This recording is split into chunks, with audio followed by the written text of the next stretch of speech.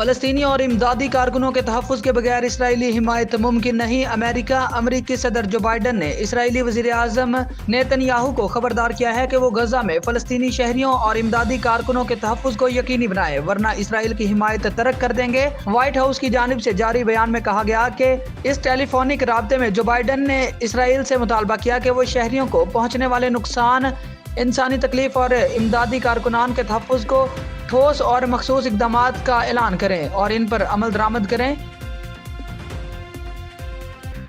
متحدہ عرب امارات نے اسرائیل کے ساتھ سفارتی رابطے معطل کر دیے۔ غزہ میں 7 انسانی کارکنوں کی ہلاکت کا واقعہ پیش آنے کے بعد متحدہ عرب امارات نے اسرائیل کے ساتھ تمام سفارتی رابطے معطل کر دیے۔ اماراتی سفیر محمد الخواجہ نے اپنے بیان میں کہا کہ امدادی کارکنوں کی ہلاکت سیاہ ترین دن ہے۔ دوسری جانب اسرائیلی فوج کے وسطی غزہ میں دیر البلح اور نصیرات کیمپ پر حملے میں 4 فلسطینی شہید اور متعدد زخمی ہو گئے۔ اسرائیلی فوج نے غزہ پٹی سے گرفتار کیے گئے 101 فلسطینی قیدی رہا کر دیے۔